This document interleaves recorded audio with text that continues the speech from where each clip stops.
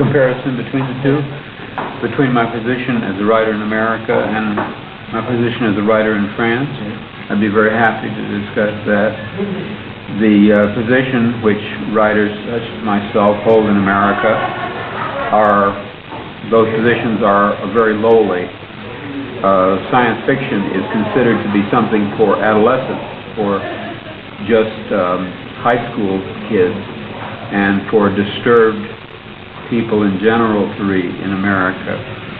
And the publishers will buy a novel which must meet rigid moral standards, the standards which librarians have, which has to do with sex and violence and so forth. So we are limited in our writing to books which have no sex, no violence, and no deep ideas. Just something of an adventure kind of nature, what we call space opera, which is just westerns set in the future. And this is a strong pressure on us. The field, science fiction, is just a genre there, ranked at the level of nurse romance publications. We are considered at the bottom rung. Now, it's not as bad today as it was a few years ago, because recently the academic community has discovered us, and there are scholarly articles being written in America about science fiction, and also science fiction novels are being used in courses at universities and high schools and colleges. In fact, one of my novels is used even in a course in the modern novel, not just as a science fiction novel, but as an example of the modern novel. But that's rare. And the general attitude is still highly prejudicial in America. Now, I started out as a pulp writer, doing stories for pulp magazines, and I never imagined myself to have any importance. So I was not dismayed by this attitude. I just took it for granted.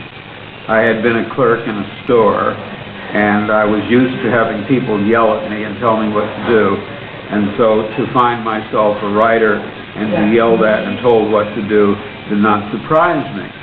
But then I discovered that in Europe, especially in France, science fiction was taken seriously, and the science fiction writer was not regarded as something on the level of a janitor. And my delight was enormous, and my amazement was enormous, and my agent was quite pleased. And I began to meet people from France who would come over and visit me.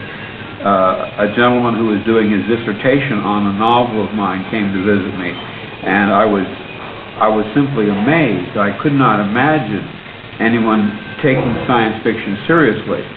Now, as far as my own work went, I had written what I considered to be serious novels, but they never received any great popularity in America.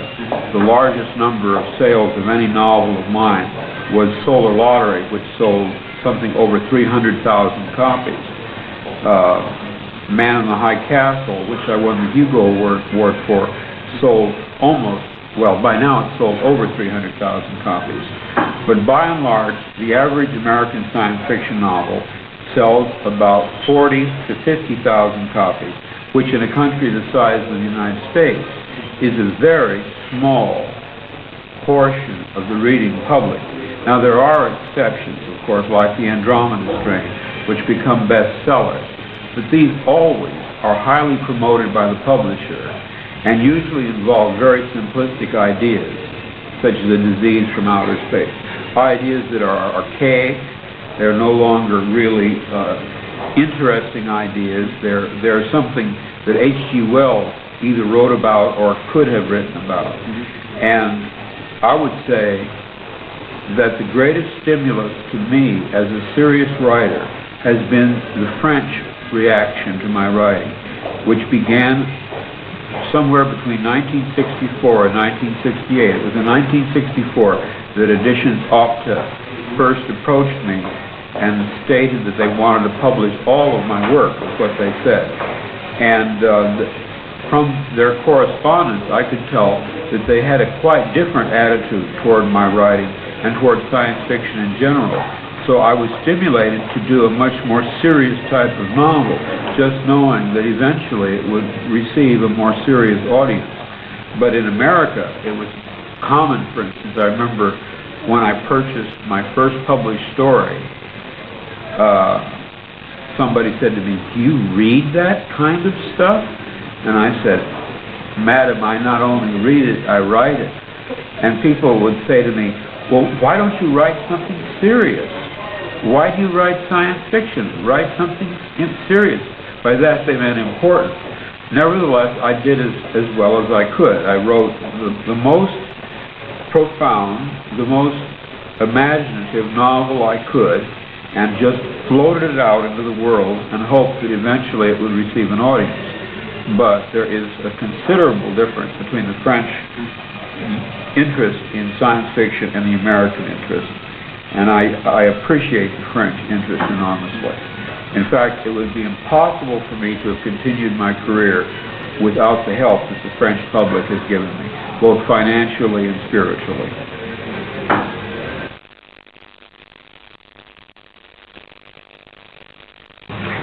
First of all, there is a major flaw in America which does not appear to exist in France. And that is, the American people are basically anti-intellectual. They're not interested in novels of ideas. And science fiction is essentially a field of ideas. And the anti-intellectualism of America and Americans prohibits their interest in imaginative ideas, in intellectual concepts. But there's another facet as regards my particular work, say compared to other science fiction writers. I grew up in Berkeley, and my education was not limited at all to reading other science fiction novels preceding my own, such as Van Vogt or Heinlein, or people of that kind, Paget and so on, Bradbury. What I read, because it's a university city, was Flaubert, Stendhal, Balzac, Proust, and the Russian novelists influenced by the French, people like Turgenev. And I even read Japanese novels, modern Japanese novels, novelists who were influenced by the French realistic writers. And I think one reason that I've been popular in France is because the slice of life realistic novel that I write is essentially based on the 19th century French realistic novels. For instance, if I were to name my favorite novels, I would name Madame Bovary and Stendhal's The Red and the Black. Those would be my two favorite novels. Or Turgenev's Fathers and Sons. And in a sense, I was learning about the novel not from English prose models, but from French prose models. So it makes sense, perhaps, that my writing would be well received in France. A novel of mine, such as The Simulacra, for example, which contains maybe 15 to 16 major characters, is definitely derived from such French writers as Balzac. I think this applies more to me than to other American science fiction writers. In fact, I think that it's a great flaw in American science fiction writers and their readers that they are insulated from the great literature of the world, Russian novels, French novels, English novels, and the great American novels. In other words, it's a closed loop. An American science fiction writer is usually someone who has been a science fiction fan and has read only science fiction novels. So when he goes to write science fiction, he bases it solely on prior science fiction. But because I was fortunate enough to live in Berkeley, which is probably as much an intellectual center as you'd find anywhere in the world, I was not limited as my other friends who write science fiction are.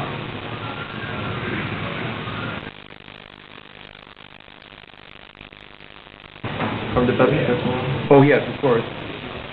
That's how it's Oh yes, of course I did. Well, I don't want to make it sound as if... well, I had been told that, by my agent and by French friends, that I would probably encounter publishers and editors that had brought out my books. I'm quite aware of how many books of mine are in print in France and how many editions, because I received, detailed reports from my agent, and I knew, that in France especially, say, in contrast to Italy or Germany or England, there would be a greater interest in my writing by people in the business, people in the industry, rather than merely fans, readers.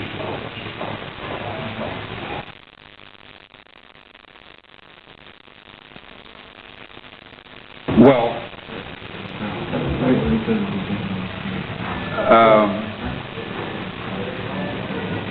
my relationship with the United States has always been a very bad one. It has always seemed to me that I was about to be arrested by the American police for some obscure reason. And perhaps that's because of reading Kafka's The Trial.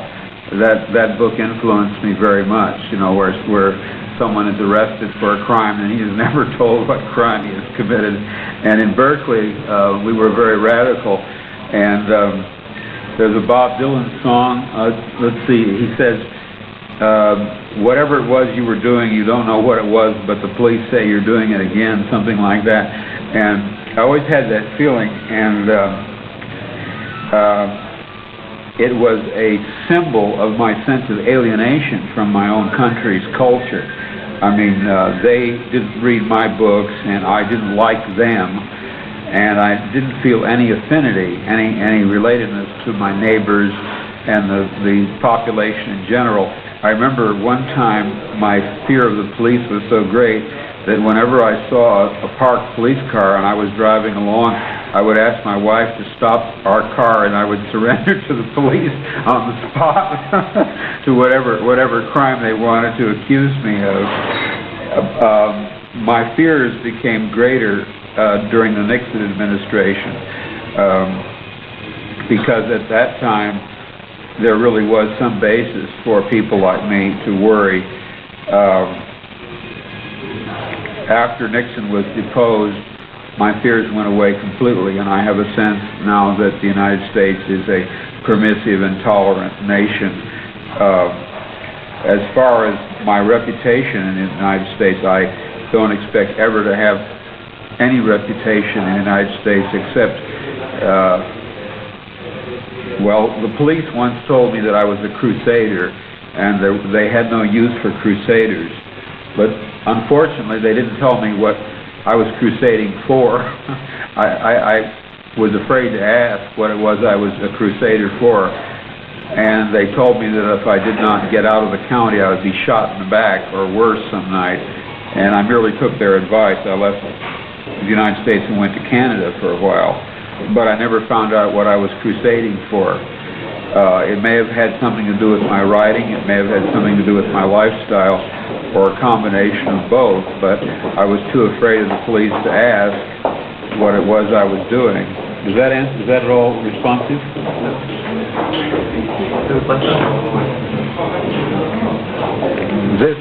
This attitude of mine shows up in my recent novel, A Scanner Darkly, where a narcotics agent winds up reporting on himself, turning over information on himself to his higher-ups. The paranoia of the Nixon period was so great by the government and also by the counterculture, the Berkeley people.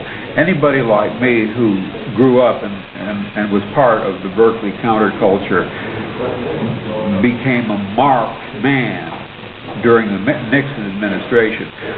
It is impossible to tell how much of our fears were justified. I mean, there were illegal entries. My house was broken into. My files were blown open. My papers were stolen. We never found out who did it. My attorney said it was the government. There was no doubt that it was the government. But what they were looking for, I don't know. What they thought I was doing, I don't know.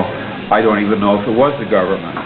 But there were many such illegal entries, and an experience like that tends to make you very paranoid, you know, that you are suspected of some crime.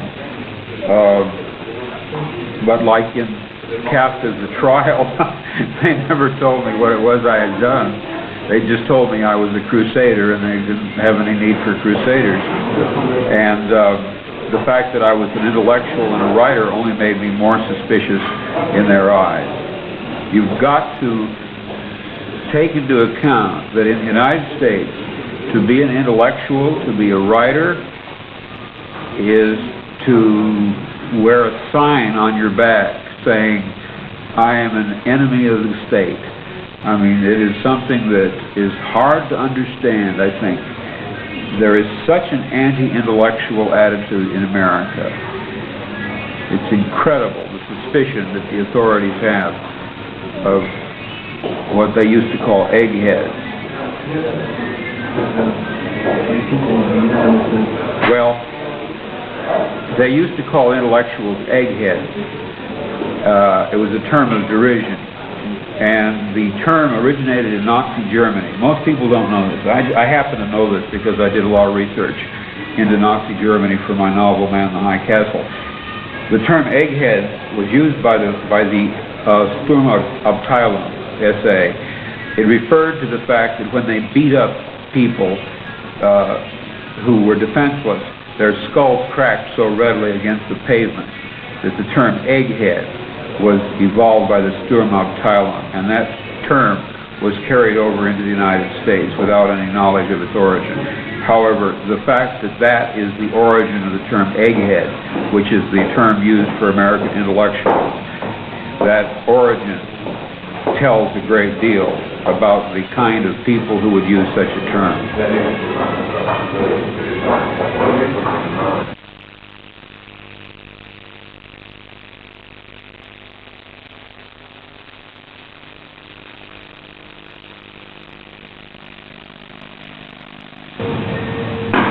I lost that kind of apprehension abruptly in 1974 when the Nixon administration ceased to exist. I doubt if the paranoia was irrational, considering the government that the United States had. Had my paranoia been irrational, it probably would have persisted after the Nixon government was deposed.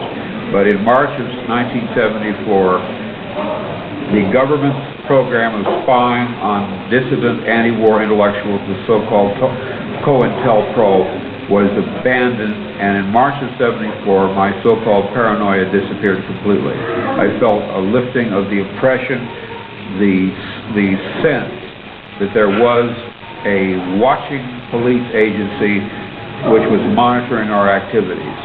I felt that sense lift in March of '74, and has never returned. And it was in March of '74 that the CIA's Operation Chaos, which was to harass, disrupt, and keep surveillance on American dissidents, was officially abandoned. So the kind of paranoia which Michael DeMuth noted, which was real, was based on the fact that we were harassed. We were under surveillance. We really were. There was no doubt about it whatsoever. I've seen my CIA file. I've seen my FBI file. Under the American Freedom of Information Act, I was legally allowed to see both files. The CIA opened my mail. The FBI had a file on me. I've seen both. I no longer have this sense of the police activity. It depends a little on what you mean by paranoia. If you mean a psychotic conviction that you're being persecuted, which is not in accord with reality, I don't think I had that. But boy, I sure thought the cops were watching everything I did. And I was correct. I was tipped off by the criminal underground that my house was being watched. The license plate numbers of every car that stopped in front of my house was taken, and these were not part of my imagination. These were actual events. Anyone who visited me, their license plate number was written down by the people next door, and I was told that the house was being watched, and that eventually my house would be hit, my files would be opened, my papers would be taken, and so it came to pass. As I said in the Rolling Stone article on me, when I came home and found my house consisting of nothing but rubble, ruins, chaos, broken windows, smashed doorknobs, blown open files, I said, thank God I'm not crazy. I have real enemies. It's a tremendous relief to discover that somebody really is after me.